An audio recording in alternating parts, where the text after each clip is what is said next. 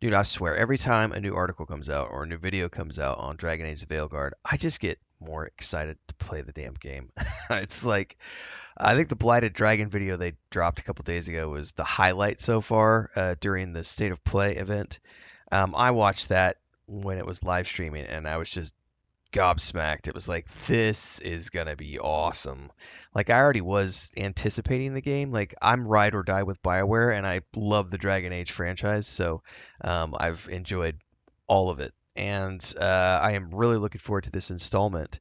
And having the normal anticipation for a game in a much loved franchise that I have for many other games and franchises that I love: Star Trek, Star Wars, Middle Earth, Mass Effect, Pillars of Eternity, Halo. I could go on. There's a bunch of franchises I really love that I'm ride or die with all of them. I love video games.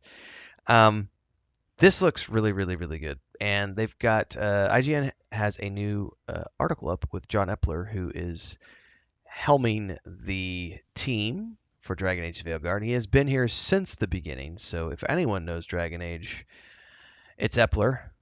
Let's go ahead and read through this. If you haven't been following the IGN First coverage, I was genuinely surprised the other day, like watching the Xbox podcast, and they mentioned the first series a couple of times. So I've been genuinely like enjoying it, but also I've been looking at IGN and going, IGN has a lot more misses than hits, I would argue, in recent years, and they've been hit or miss for years. But the IGN First series, for pretty much every game I've played over like the last 4 to 6 months throughout 2024, I feel like those first series have been really good, really in depth, actual game journalism, and have been entertaining to watch as I've waited for the games that I wanted to play to come out. And this series has been really good to the point where it's getting referenced on like every other show. So it was really funny to see IGN First also on the Xbox podcast when they were doing the interview the other day. Anyway, this article is by Alex Stedman. It was posted on the 25th. I am reading this on the 27th at about 5 a.m. local time. How Dragon Age Veilguard grapples with the series' wildly expansive lore and your choices in it. And we sit down here with creative director John Epler, diving into the lore of Dragon Age: The Veilguard with an emphasis on not contradicting previous choices and more. Again, Alex Stedman has the credit on this. Let's go ahead and read through this. The fourth game in the Dragon Age series went through a lot of changes in the 10 years since Dragon Age existed. What's now known as Dragon Age: Veilguard began development in 2015. And in that time, Dragon Age 4 was rumored to be going the live service route with a multiplayer component. I remember that. That was towards the beginning of the announcement era, shortly after. That was coming off of like, I know Mass Effect Andromeda had a heavy online component that they were pushing for, and then Anthem, of course, was their first outside of Star Wars: Red Republic.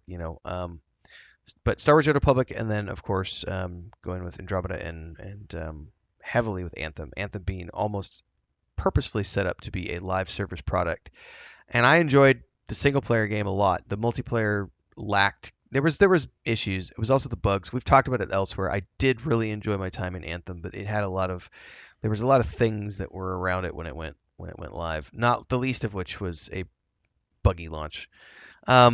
So looking at the past iterations of the multiplayer games that BioWare had worked on, EA decided to let them get back to their roots with this title, and that means single player. So I, like many other people, am extremely satisfied that they dropped the multiplayer online component of this and just went back to this being a really good single player RPG. And I would argue that the success of Baldur's Gate 3 has definitely made an impact, not just on what they've pushed for with this game, especially in the marketing area, but looking at like Greedfall 2 having just dropped its early access, and it has been reworked almost, I would argue, that entirely in terms of the combat from the first game to be more like Baldur's Gate 3, in terms of the combat and the exploration and the top-down sort of you being able to choose between a third person or top-down view with your party members and everything else. Here, Dragon Age is leaning into their Mass Effect side. BioWare is tapping into the Mass Effect combat system a bit here, so we're getting more of an actiony combat mixed with the traditional. We're going to open up a context menu, which will pause everything and go in and select some abilities and do things with our companions. I like that system; it looks great, but it doesn't have to have a multiplayer component. So I'm really glad that they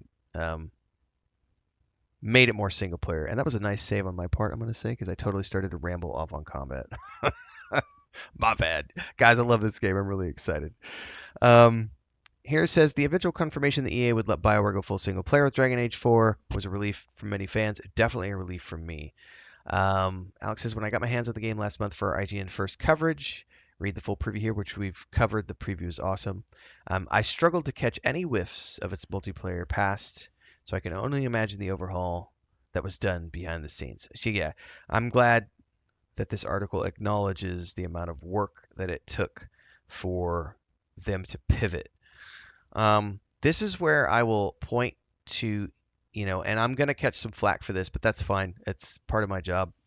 Um, I don't look at EA as evil. I don't let anything sway my opinion on movies, games, or music. My entertainment is entertainment, and I don't care who publishes it. I don't care who develops it. I really don't care. I've also worked long enough in game dev to understand that monetization doesn't really matter in the grand scope of things.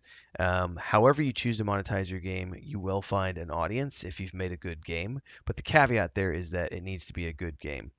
Um, Only the rare exceptional few can survive in today's market being single player only with no microtransactions. It takes a brilliant gem to fight through all the live service push from companies. So it's, in my mind, I will give credit where credit is due. EA has done some really poopy things when it comes to monetization over the years. Um, and this game, having it go back to its roots of just being a game there and being willing to spend the money to have BioWare pivot and redevelop and redesign, speaks to EA needing to have a hit with this. So they're willing to do what they need to do to ensure that that happens. Now, I'm not saying that EA is a great company or anything like that. I am saying that I don't care what the publisher is, but I will acknowledge EA allowing the BioWare team the chance to let this breathe, and to put the time into it that it needed. Because in a post BG3 world, if you don't have the absolute creamiest cream of the crop, um, you're going to get roasted. And so it's very important that they have a really good, big, polished launch. So go back to your roots. Focus on what you do best. BioWare is best at single player, huge, sprawling RPGs. Let's do it. Give me more 150-hour RPGs. I will lap them up happily, BioWare. Um, the article goes on to say, interestingly, there was one thing about Dragon Age Veilguard that their creative director, John Upper, tells me never changed throughout the near decade of development, which was a version of the story of Dragon Age 4 where Solus was not at the center. So it's always been about Solus, even when it was called Dreadwolf, which is good to know. Solus being a character from Inquisition. There's a spoiler here, so I'll mention it here. Solus disappeared at the end of the base game, only for a massive reveal at the end of the Trespasser DLC, when it became known that he was actually the elven god known as Finharel, or the Dreadwolf, and he had plans to tear down what's known as the Veil in order to restore the world of the ancient elves, doing so of which will destroy Thetis, and makes him the bad guy.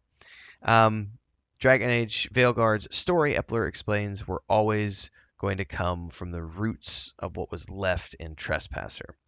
So the quote here is that when we ended Trespasser, we felt like we were making a promise, a commitment to our fans of, this is the story we're going to tell, this is where we want to go with it. There were different versions of that story. There were always versions. There were versions of the story that maybe you don't necessarily progress so far in your fight against Solus, but Solus has always been at the center of the Dragon Age 4th's story, which was awesome. We've also seen that the start of the game includes a whole sequence that is interrupting Solus in a ritual. We've seen that footage multiple times now, with Bianca getting destroyed, and as Varric goes to confront him. So yeah, there's fun stuff ahead that we've already seen here. I'm going to scroll down here a little bit more. Quick commercial break, everyone, to celebrate and give thanks to all of these amazing people who keep me on the air full time. Really appreciate the support. All you got to do is join as a member. You get access to private videos. You can also do super thanks on any upload or super chats and stickers on any live stream or premiere you see. And beyond that, don't forget we're multi-streaming over on Twitch now, so you can support over there as well. Thanks so much to everybody. Let's get back to the video at hand. In the IGS first coverage and confirmed in other interviews, it says here, Epler confirms Solus wasn't always the character he is now. Thousands of years ago, he was a rebel. He was the kind of person who stood up for the little guy, and he still has a tremendous love for spirits, who he sees as those beings that are being unfairly treated, or unfairly maligned. So Rook, in this game, became a character that we could explore some aspects of Solus's personality, but also give you a protagonist, because it's a bioware game, that you can shape to a large degree. So this part is asking the question, how will Dragon Age: The Veilguard ease in new players with its... Okay, so this is kind of like the question of how do I get into Star Wars or how do I get into Star Trek when there's so much that has come before? That could feel very overwhelming to new players. He says here the campaign starts with a surprisingly succinct and effective recap for Varric, but even as a longtime fan, I imagine it might be a lot for players new to the franchise. It says, what are the advantages of having been a relative outsider and Rook lead the proceedings? Epler clarifies that at this point, Rook has known Varric and Harding for a little while, but otherwise Rook is a blank slate, apart from pre-written backstories that derive from one of the 6 factions you can choose during character creation. Which is good to know. That means they're acknowledging the larger world and the larger lore for the fans who have come before, but new players don't need to have an expansive knowledge of what has come before. Because there's also, and I'll be the first to say that I'm a huge fan of the video games. I have never once read any of the comic books or the novels or any of the other material around Dragon Age, and I know some fans have gone that extra route. I have not. I've always been a video game Dragon Age person. So there's stuff that's there as well. And thankfully, it sounds like new players don't need to know any of that because you're going to get some backstory that you can apply to your character, and then there will be Easter eggs for the rest of us who at least know the video games and those who know the books as well. Says Rook has also been marked as an intentional pivot in other ways away from the Inquisitor.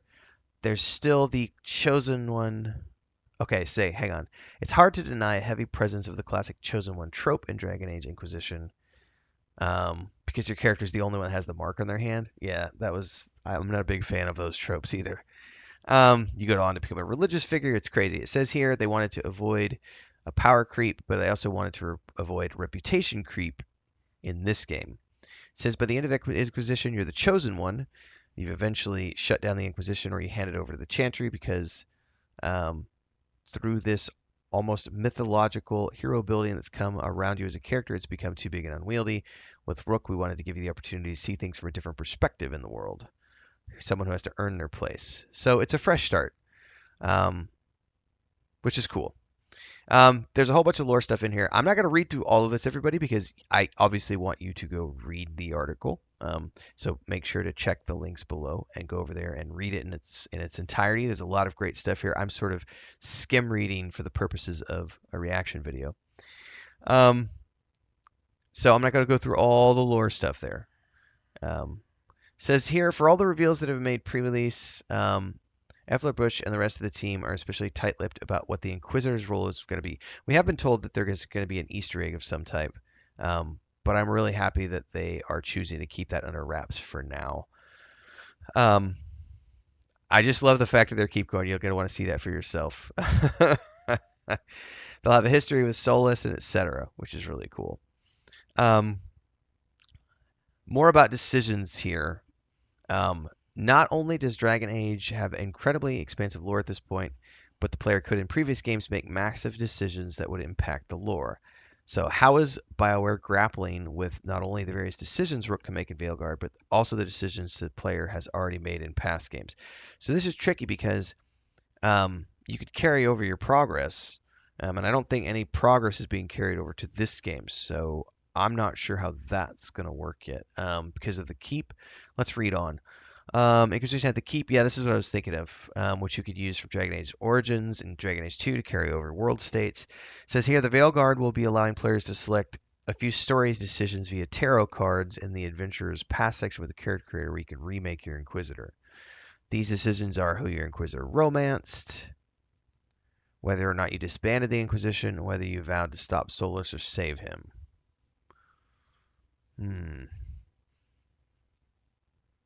Okay.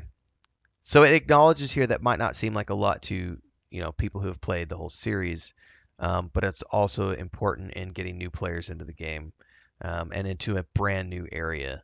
Um, says our philosophy has been to integrate past players' choices and world states wherever possible, but we want to avoid contradicting what has happened before. We never want to invalidate your choices. That's why moving to Northern Thedas became a little bit more of a clean slate for us. There's not as many decisions you have made up to this point that would have an impact. That's what's going on in Northern Thedas. So we don't have to speak directly to things like who is the divine, because again, that's happening in the south. That's brilliant. You just move it to a new continent. And then you can just give Easter eggs while not needing to be beholden to what came before. That's brilliant from a writer's perspective. Um, Cool.